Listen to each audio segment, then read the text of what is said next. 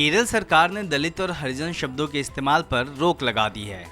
सरकार के public relation यानी जनसंपर्क विभाग ने इसके लिए एक सर्कुलर जारी किया है।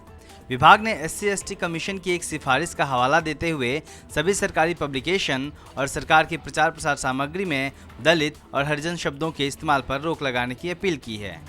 इसकी चर्चा पिछले काफ़ी वक्त से चल रही थी, जिसके बाद आखिरकार यह फैसला आ गया है। जारी किए गए सर्कुलर में दलित हरिजन शब्दों की जगह SC/ST शब्द इस्तेमाल करने का सुझाव दिया गया है। सरकार का कहना है कि दलित और हरिजन शब्द के इस्तेमाल पर रोक लगाने की सिफारिश उन सामाजिक भेदभावों को खत्म करने के लिए की गई थी जो आज भी कई जगहों पर हो रही है। हालांकि दलित एक्टिविस्ट और साहित्यकारों को सरकार का यह फैसला पसंद नहीं आया। दलित शब्द को लेकर उनके अपने तर्क हैं। जहाँ तक मेरा अपना मत है, ये आज जो लोग दलित शब्द को लेकर का आपत्ति कर रहे हैं, 10 साल पहले, 20 साल पहले या 30 साल पहले तब वो लोग कहाँ थे? तब कोई इस शब्द पर आपत्ति नहीं कर रहा था। और तब ये दलित शब्द ये तमाम अनुसूचित जातियों का और उसके साथ साथ स्त्रियों का और इसके अलावा बहुत सारी जो हम OBC कहते हैं, उनमें बहुत सारी ऐसी जातियां हैं कि जो केवल नाम मात्र के लिए ही वो स्पृश्य हैं, लेकिन वो उनमें स्पृश्य में कोई बहुत ज़्यादा अंतर नहीं है, वो उसी श्रेणी में आती हैं। तो ये एक तरह का एक फोर्स बन गई थी, एक ताकत बन गई थी। इसीलिए शुरू में जिन लोगों ने दलित साहित्य को नकारा, और हमारे भी बहुत सारे कई लोग हमारे बीच में से भी वो भी इस बात को कहते रहे भी ये दलित साहित्य जो है, ये दलित शब्द ठीक नहीं है और ये अपमान का बोधक है और ये इस तरह का बोधक है।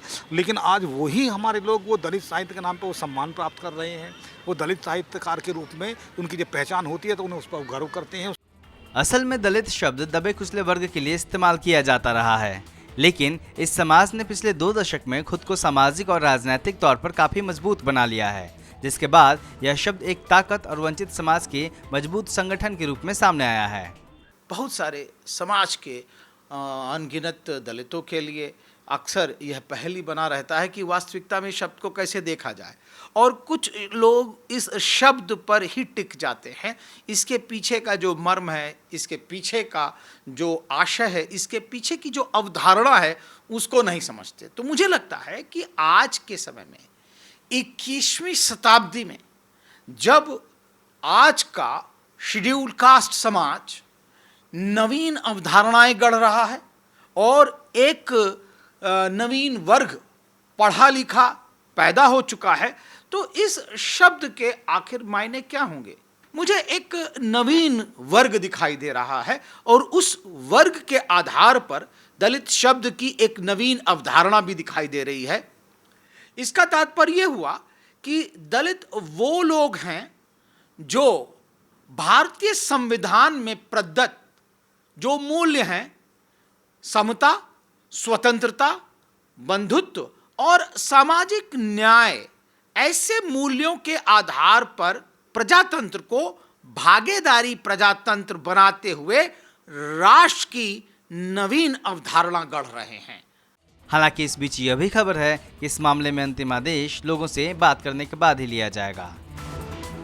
ब्यूरो रिपोर्ट, दलित दस्तक।